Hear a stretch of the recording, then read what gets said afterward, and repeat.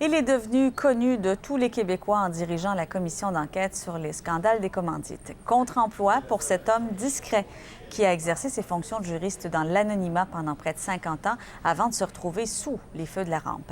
Son style, son humour, sa rigueur et sa grande connaissance du dossier des commandites ont largement contribué à lui attirer l'admiration du grand public. À 75 ans, tout juste, John Gomry tire maintenant sa révérence. Il quitte la magistrature. Je l'ai rencontré hier, c'était le jour de son anniversaire. Monsieur le juge Gomry, bonsoir. Bonsoir. Et je dois dire, au moment où on enregistre, bonne fête. Oui, merci beaucoup. C'est une grande journée de ma vie.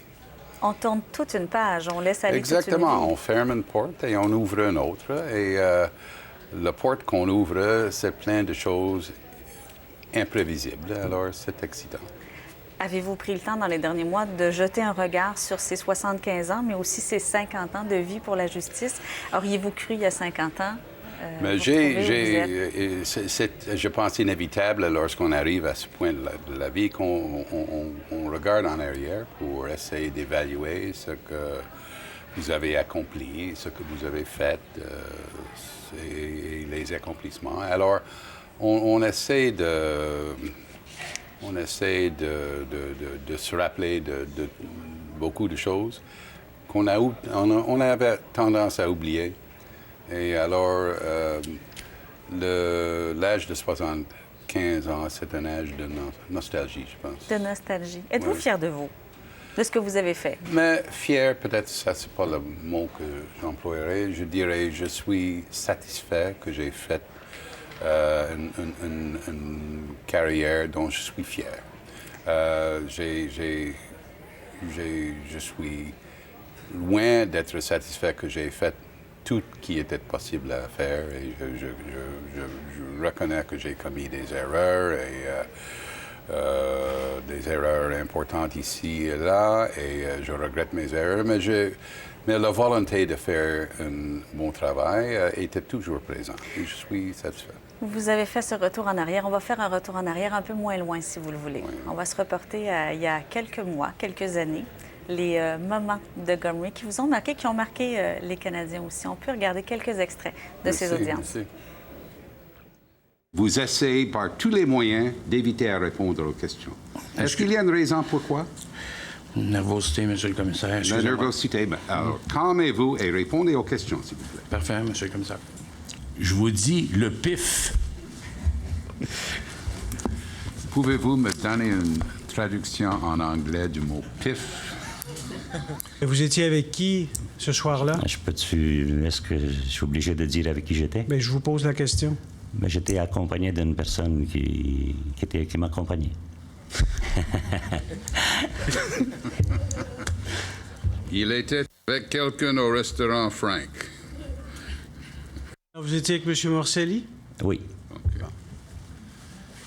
On a tous ri pour rien, M. C'était facile, hein? Nous pensions tous à autre chose, je pense.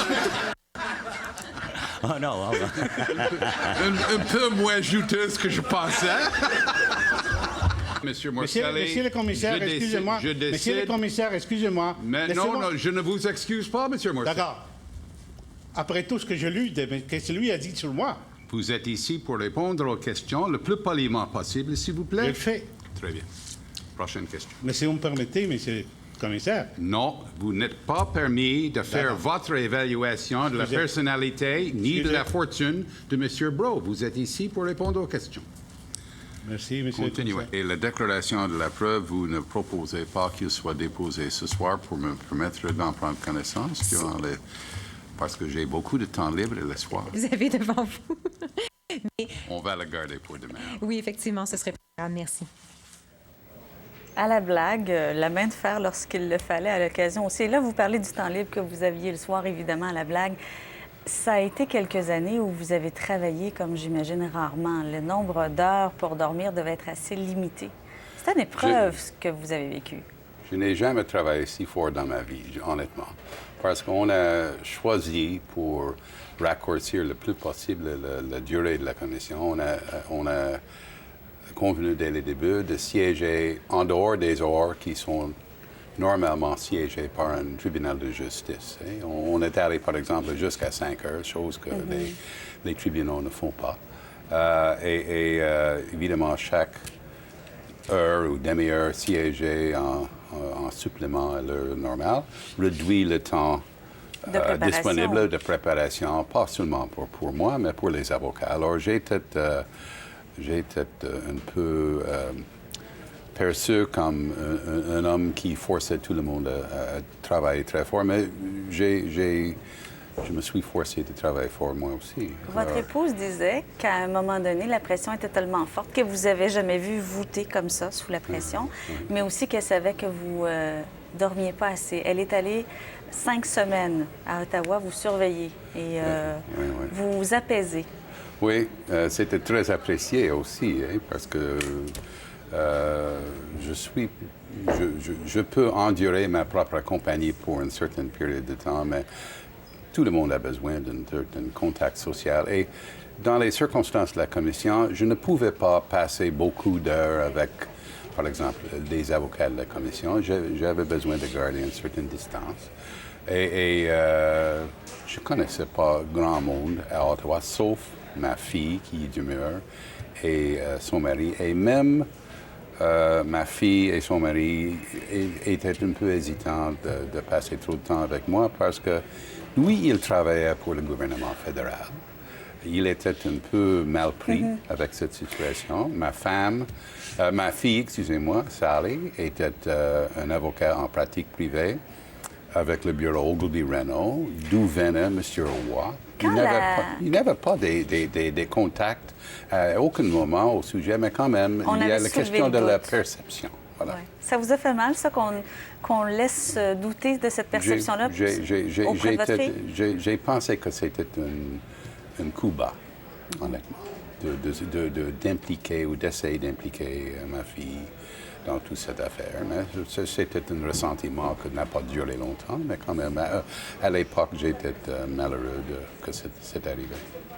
Votre famille, vous m'en parliez tout à l'heure beaucoup, elle est visiblement très importante pour vous. Est-ce que vous avez réussi à consacrer 50 ans à la justice et à vous y investir autant sans la sacrifier un peu? Avez-vous l'impression que vous les avez vus assez ou vous allez les retrouver un peu plus maintenant? Mais vous avez dit sacrifier un peu et la réponse est oui, j'ai sacrifié les intérêts de ma famille un peu ici et là. Mais en général, j'ai toujours pensé que la partie de ma vie sociale le plus important, c'est la partie avec ma famille. Alors, c'est pourquoi je n'ai jamais appris à jouer au golf, parce que je ne critique pas les golfeurs, mais un golfeur doit quitter sa famille pour 6, 7, 8 heures à la fois les fins de semaine. Une chose que j'ai choisi de ne pas faire.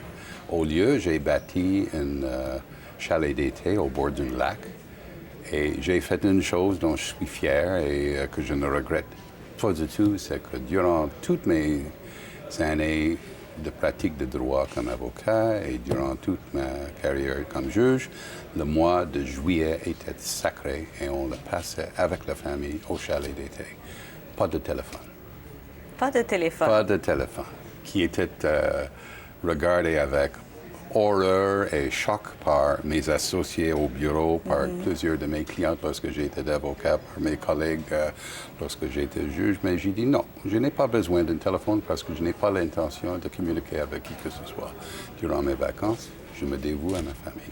Est-ce que c'est là que vos enfants, vos petits-enfants, ont appris à parler de vous comme un héros? Mais les enfants, héros, ça c'est le mot... C'est à la blague. C'est la blague, merci. Mais mes enfants m'aiment beaucoup parce qu'ils ont constaté que j'étais une personne qui aimait ses enfants, visiblement. Alors, c'est réciproque. Mais vous me disiez que vos petits-enfants vous apprécient pour ce que vous faites pour eux et pas nécessairement pour le personnage de la télé que tous les Canadiens connaissent maintenant. Oui. Mais comme j'ai remarqué, je pense à peut-être, je ne sais pas si c'était à vous ou à d'autres personnes, pour mes petits-enfants, j'en ai 7, pour mes petits-enfants, je suis un homme d'une grande importance, un homme qu'ils pensent être remarquable, pas parce que je suis juge ou commissaire ou une personne qui est connue à travers le Canada, mais parce que j'ai une ferme. Et j'ai une ferme avec des animaux et des grands espaces et un chien et un chat. Un endroit où les enfants peuvent visiter et être libres et heureux ensemble. Alors, il y a une sorte de sagesse dans tout cela, n'est-ce pas? De belles valeurs. De belles valeurs, oui, des valeurs réelles. Est-ce que ce sont ces valeurs-là qui font que vous avez été le juge que les Canadiens trouvaient peut-être qu'ils leur ressemblaient ou qui posaient les questions qu'ils auraient aimé poser? Certains disaient que vous aviez la vraie capacité de vous indigner. Est-ce que ça vient de vos valeurs? Du fait que vous êtes terre à terre, que pour vous, la famille, c'est important, votre ferme? Très honnêtement, je ne sais pas d'où ça vient, sauf que probablement je dois beaucoup de mes instincts à la façon que j'ai été élevé par deux parents. J'ai été très fortuné d'avoir des parents qui m'ont inspiré des valeurs que je possède toujours. J'ai toujours pensé que c'est plus facile de dire des choses directement que d'essayer de cacher ses sentiments. J'ai toujours pensé que c'est plus facile de dire la vérité que de cacher la vérité. J'ai toujours pensé qu'il faut être indépendant. Si une personne est indépendante et qui n'a pas besoin des amis, il va avoir beaucoup d'amis. N'est-ce pas? Parce qu'il ne demande rien de ses amis, sauf leur amitié.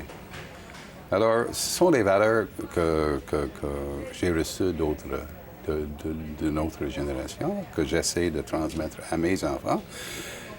Est-ce que c'est pourquoi je suis aimé par une partie de la population d'aujourd'hui? Je ne sais pas. Honnêtement, je suis un peu mystifié par la réaction des Canadiennes envers moi. Vous étiez étonné qu'on s'intéresse à votre que... départ. D'ailleurs, vous étiez étonné qu'on s'intéresse autant à votre Exactement. départ à la retraite. L'intérêt, je peux comprendre, l'intérêt dans le travail de la Commission était facile à comprendre parce que c'était fascinant. C'était une histoire extraordinaire, un scandale sans précédent. Et il y avait des révélations continuelles qui gardent l'histoire en vie. Mais la réaction des citoyens envers moi-même comme personnalité, honnêtement, c'est un peu... ça me surprend et je ne réussis pas à le comprendre. Est-ce que ça vous dérange? Pas vraiment, c'est agréable. C'est agréable d'être aimé. Et j'ai perdu un peu de ma vie privée dans le sens que je ne peux pas me promener dans les rues sans être reconnu. Les gens me regardent et c'est évident qu'ils me reconnaissent. Mais c'est pas désagréable. On va faire une courte pause. On va revenir sur Gomery, sur cette époque-là, sur le testament aussi que vous laissez, vos jugements. Ce que vous avez fait pour la justice au Québec, il y a des jugements que les gens ignorent encore. On revient dans 2 minutes avec le juge John Gomery.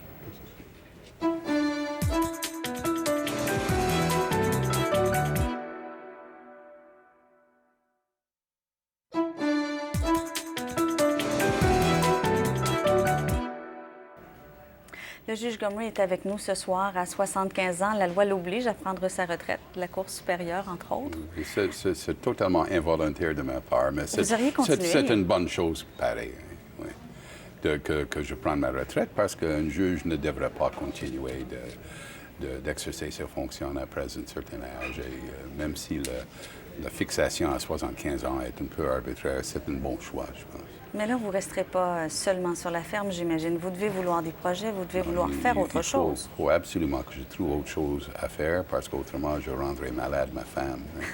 Et elle poursuit sa carrière comme juge et je dois certainement trouver quelque chose pour continuer d'exercer mon cerveau et aussi parce que j'ai travaillé toute ma vie et l'idée d'arrêter tout court n'est pas possible. Pas parce que vous manquez de choses à faire, une ferme, ça vous tient occupé, mais parce que vous avez besoin de servir? Mais le travail d'une ferme n'est pas très intellectuel, n'est-ce pas? Et c'est agréable et j'aime l'aspect physique et la routine d'une ferme, mais j'ai besoin d'autres choses. Et après quelques semaines ou quelques mois, j'aurais épuisé mon stock de livres que j'ai toujours voulu lire, que je n'ai pas encore lu. Et j'ai l'intention de trouver quelque chose à faire. Les gens se souviennent de Gomery. Les gens ont découvert des choses dans votre commission d'enquête. Est-ce que ça vous a laissé... est-ce que ça a réussi à vous surprendre à quel point il pouvait y avoir de la cupidité? À quel point les gens pouvaient bien comprendre ce qu'ils voulaient, par exemple, des règles, quand ils veulent vraiment les contourner? Est-ce que ça vous a étonné ou vous vous attendiez à ça lorsque vous avez commencé à travailler? Je n'avais pas imaginé ce que je trouverais par le biais de la commission au tout début. Et je pense que j'ai fait une remarque à un journaliste à un moment donné que j'ai perdu mon innocence. Je n'avais pas pensé qu'il y avait une sorte de corruption à ce niveau-là. J'ai pensé que les gens des partis politiques étaient plus nobles que cela et que les gens qui travaillaient pour une cause politique étaient inspirés par d'autres valeurs que la valeur simplement de gagner beaucoup d'argent. Alors, c'était une déception. Et un apprentissage dans la vraie vie. À cet âge-là, c'est triste d'avoir à apprendre ces choses. Et ça doit développer un certain cynique, ou en tout cas, ça enlève des illusions. Vous avez fait le ménage de vos jugements. Il y en a plus de 1000 à travers votre carrière. Quelque chose comme 1000, oui. Peu de gens savent que vous êtes le premier à avoir statué et donné la garde partagée des enfants à un homme et à une femme. Vous êtes fier de cette décision-là? Je suis fier. Je l'ai relu tout récemment. Et j'ai été impressionné par l'énergie que j'avais déployée pour faire une revue de toutes les autorités sur le sujet et de prendre une position qui n'était pas la position des tribunaux jusqu'à là.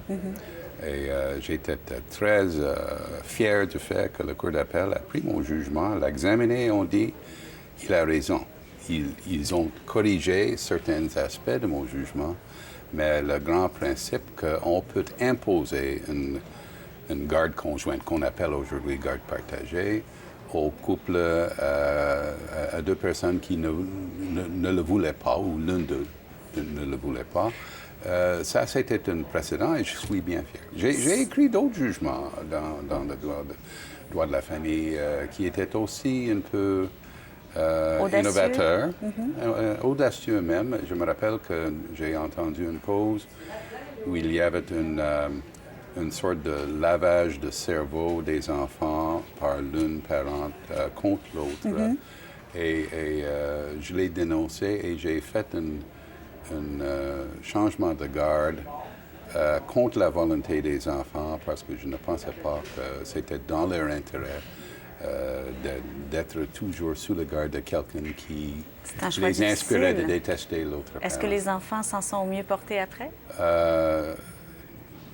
Honnêtement, je ne le sais pas parce que une fois qu'on a rendu son jugement, la cause est perdue de vue du point de vue du juge. Occasionnellement, quelqu'un revient avec la suite de l'affaire. Mais le plus souvent, nous ne savons pas quelle est la conséquence de nos jugements lorsqu'il s'agit de la garde, par exemple. On espère que c'est bien tourné, mais on ne le sait pas. Qu'est-ce qu'on peut vous souhaiter pour cette page que vous tournez pour les années qui s'en viennent? Aujourd'hui, officiellement, c'est terminé. Vous allez prendre un peu de vacances. On vous souhaite quoi pour l'avenir? Mais une activité qui va continuer de me donner du plaisir. Une autre commission? Pas de cette envergure, peut-être. Une petite commission. Est-ce qu'il y a des petites commissions, quelque chose de relativement simple? Ou une activité intellectuelle quelconque qui va me garder active intellectuellement. Et la bonne santé, merci beaucoup, ce qui est la plus importante chose pour un homme de mon âge. Et la tranquillité d'esprit. Quelles sont les autres choses nécessaires pour le bonheur? Avec ça, on fait déjà un grand bout de chemin. Oui. Comment vous allez célébrer votre anniversaire? Je suis invité par ma chère épouse d'aller dîner dans un restaurant luxueux ce soir et elle m'a annoncé tout à l'heure qu'on va commencer avec des cocktails de champagne. Alors, ça promet bien. Tout y est. Alors, nos meilleurs vœux pour tout ce qui s'en vient pour vous. Merci d'avoir profité de cette dernière journée, d'avoir pris le temps de nous parler. Merci de votre générosité Merci, à l'égard des médias. Je sais qu'on a été très curieux à votre égard. Merci beaucoup, j'ai aimé.